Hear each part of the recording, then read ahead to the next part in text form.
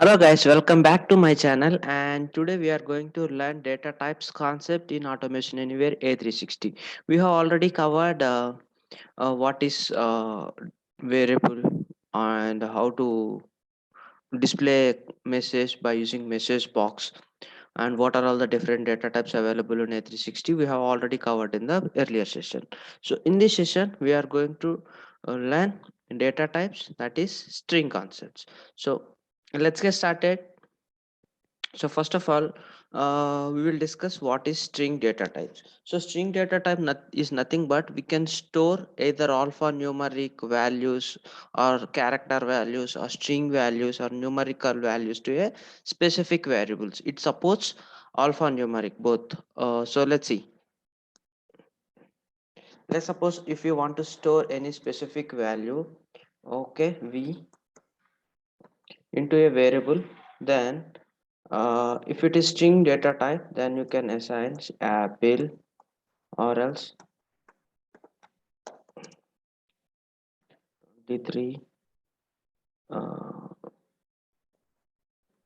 hello, something like that. It support both alpha numeric values, or else you can also assign this one also, like v value is equal to 30, something like this.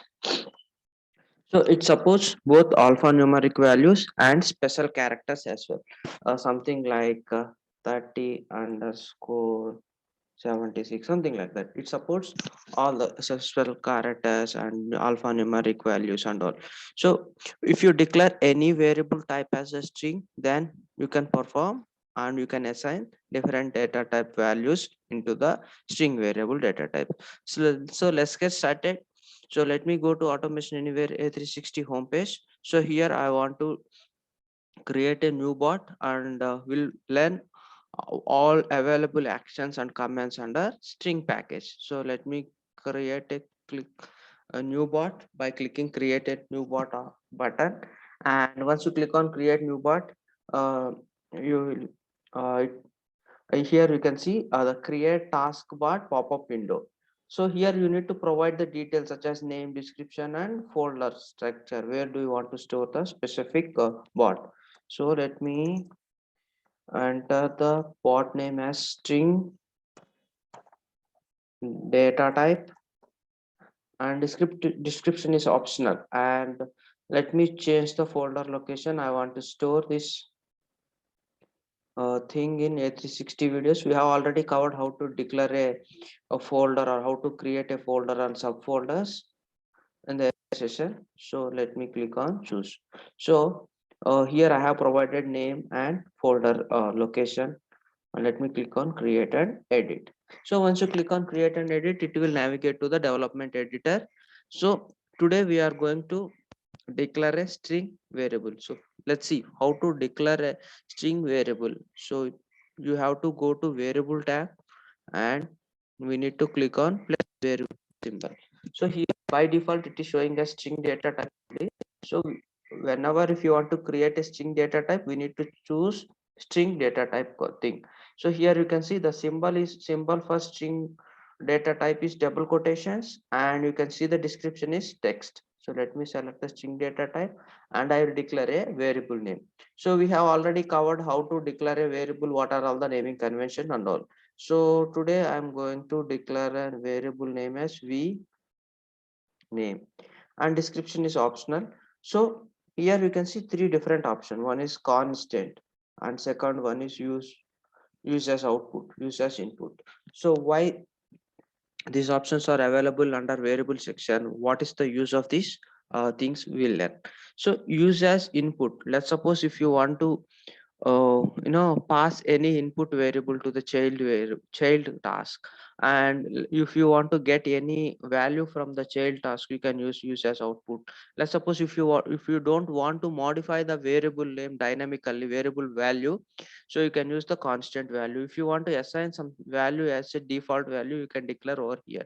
So these three concepts, like use as value, use as output, and use constant, we are going to learn in the upcoming session. Whenever if you create a child and master task relation, there we are going to learn these concepts.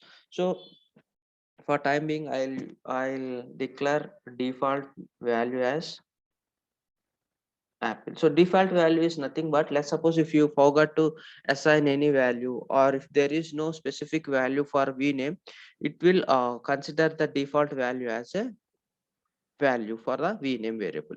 So let me click on create. So this is how we are going to declare a variable. So once you declare a variable, you can see the variable name under your variable list. So if you want to edit your variable again, you can just click on these three digits. If you want to edit, you can edit, and if you want to copy, you can copy, and if you want to delete, you can delete the variable. So now let's move to the actions command. Let me type string, and let's go to string. So here you can see different options and features available under string package. So here if you want to convert the string into a boolean, or local locate number, trim, uppercase, lowercase, exact text, assign, find, length, you can perform all these things. So today we will let's do one thing. So let me drag and drop uppercase. So if you want to convert the variable type into uppercase, you can convert. So source string. So we have already declared vname variable, right?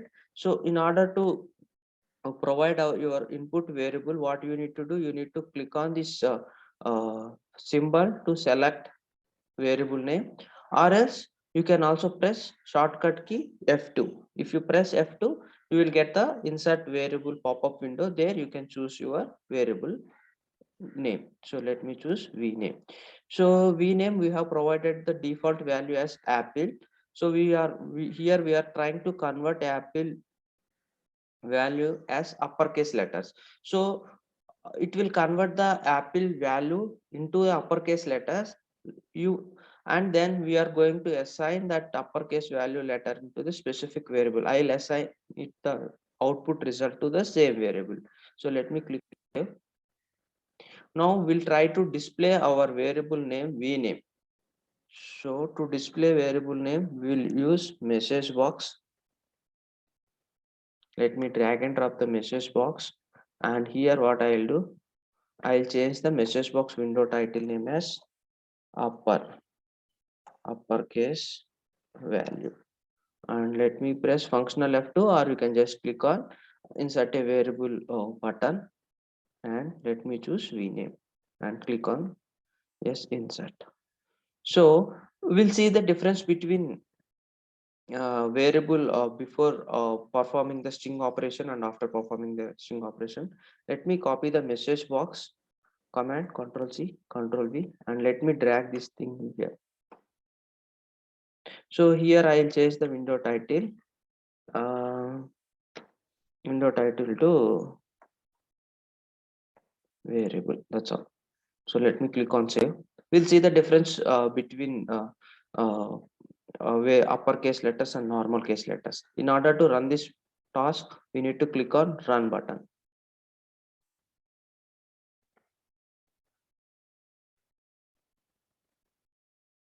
So here we have declared a variable as apple, and we are converting that apple to upper letters using command. So you can see a letter is caps and remaining all letters are small. So let me click on close. This is first message box, that is variable, and let me click on.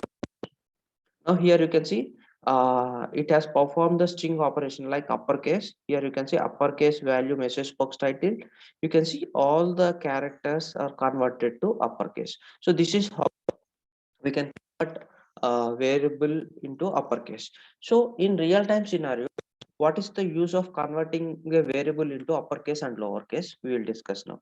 So in real time scenario, so let's suppose value or where user input. Sometimes user may pass values dynamically. Let's suppose if you ask user to provide his bank name, some users may provide bank name with the caps letters, all caps letters, or small letters, or combination of caps letters and small letters. HDFC, HDFC. This is how so there are different ways. User may provide starting with the caps letter or ending with caps letter, small letter, or you may provide all caps letter, something like that. So it is very it is case sensitive. So case sensitive means each and every letter and everything is should match with the output results. So in this case, what you can do, you can convert all the character or a keyword to caps letter, and you will and end results also you are going to compare with the caps letter. So this is, and then you will get an exact match of the keyword. So then you can further you can perform the actions. Let's suppose if you want to match your Aadhaar card name with the Aadhaar card database. So your name is, let's say, Ravi, and in Aadhaar card database, let's say your name is uh, Ravi Caps. So, or else you have provided as a Ravi, but in Aadhaar card it's something like Ravi or R is Caps. So to avoid all these conflicts, what we can do, whenever if you want to perform a, you know, compare as operation or check condition, then it is better to use either uppercase or lowercase. You need to convert the required input to uppercase or lowercase, and you can just perform check operation to validate the exact results. So this is how we can use this concept in real time. So we are going to cover these things in a real time process as well. So let's see now, let's see up lowercase letter also. So let me remove this uppercase letter, or let me disable. So once you click on disable, this line of code is not going to execute. So how to disable and enable, just click on these three buttons. If you want to enable, you can enable. If you want to disable, you can just click on disable. So now what I'll do, I'll just drag and drop the lowercase instead of uppercase, lowercase. Similar way here, I'll choose again the same input variable vname, and I'll assign it to the again vname variable only the output result. So let me click on save, and now I'll run this. Now all the Apple characters will convert it to lowercase. Let's see. Okay, so this is our actual input. A caps and remaining all letters are small. So that is variable message box, first one. And now if you can see, all the variable values are converted into small lowercase letters. This is how use uppercase letters and lowercase letters. So let's see, we'll find the length. Okay, so let me in a, let me click on insert. Here you want to assign it to a output variable. So length is nothing but how many characters available in the specific data type, that is count, either 4, 5, 6, 10, 100, something like that. But this is different data types, that is number data type. So count is always number data type, number data type. Okay. So number data type is something like, let's suppose the count is 20 or 10, 100, 56, 46, 34, whatever it is. So always it indicates a number data type. So here you have to assign the output to a number data type. So but here you don't have any number data type variable is not available in our task. If you go to variable tab, here only we have vname variable. So there is no number type data type. So in order to create a number type data type, you can click on create a variable, and by default it is a string data type. So we need to select number data type explicitly, and you can provide the name of the number data type to get the count over here. So here also we have a default value. You can assign a default value, something like string variable. So if you are not aware how to choose the corresponding data type, so the you don't know what is the output results of this particular command, then you no need to worry, and you no need to create a variable from here. You have another option to create a variable in the output panel itself by using click on create variable option. So once you click on create variable option, you no need to declare any type ex explicitly. So by implicitly it will automatically handle what kind of data type output it is. So here if you see this type drop down option is disabled. That means you no need to choose, or you cannot modify the output data type. So by default it is number data type. So let me provide a count v count, or else you can provide a descriptive name as v length. So let me say this variable. So let's display this length of the our variable name. So let me go to message box and let me drag and drop. Sorry, let me go to actions and let me drag and drop message box action. So one here we have a challenge here. So message box only supports string data type, or list or dictionary. It supports only specific data types, but it won't support number data type. So to display, so here you can see we have two different variables. Number data type symbol, it is indicating with the hash symbol. String data type symbol, it is indicating with the double quotations. But message box will not allow to display the number data type. So we will see now. So here I will try to display the length of the string. So let me change the message box title as length of variable value. Okay, so here I want to display number data type. So if you press insert value key, here you can see only v name only, but here we have v length variable also there, but it is not displaying v length variable because it only supports string data type only. So in case what we can do, we have to convert number data type to string data type. So how to convert number to string data type, we'll learn it here. So anyway, we are going to cover this converting number to string in number package once again. But here we will also learn how to convert number to string. So to convert a string, what you can type just to string. So here you have a string package boolean to, you can convert boolean to string and date time to string and number to string.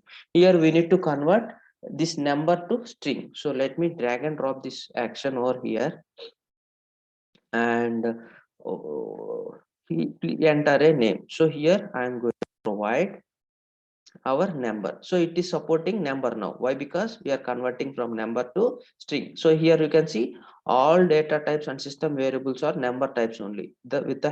If any variable name indicating with the hash symbol, that is number data type. So here I have selected v length variable and let me click on length. So here we have v name variable and we have prompt assignment. So this is a default system variable. We can just utilize this prompt assignment without declaring any variable. Okay, so for time being I'll choose for temporary purpose we can use the prompt assignment. So I'll choose prompt assignment and I'll go to message box. I'll display prompt assignment now. Let me press F2 and let me choose prompt assignment. So here we have converted string data type to number data type. So let me click on save and let me run this process.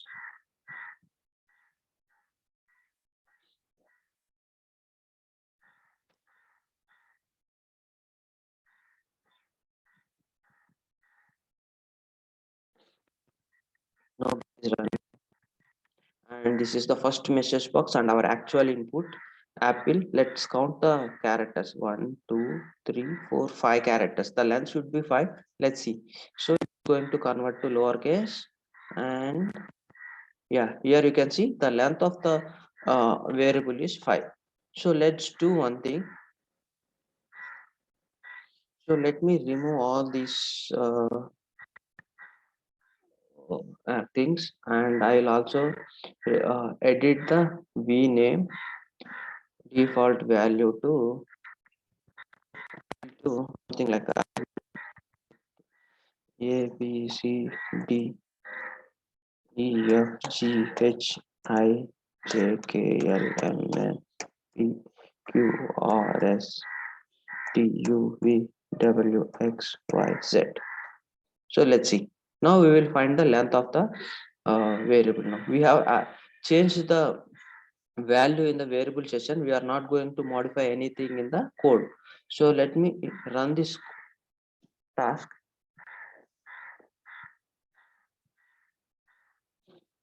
It will print or display the length of the variable.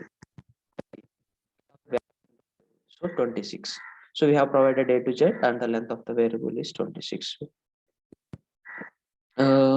I hope you to understand what is data type, how to declare a variable, how to select the data type variable, what is the string variable, how to convert the string to lowercase and uppercase, and how to find uh, variable. So that's all for today. And next session we are going to learn another commands like other options assign, compare, extract text, find, load, and generate a random string. And we are going to work on generating captcha. So let's suppose if you are logging to any secured web applications or banking transactions, most of the time you need to provide a captcha. So how to generate a random captcha or dynamic captcha in the real-time scenarios we are going to learn in the upcoming session. So please subscribe and don't forget to click on bell icon. That's why you will be notified whenever I upload a new series on videos on Automation Anywhere A360. That's all for today. Hope you like this video. Please subscribe and share. Thank you.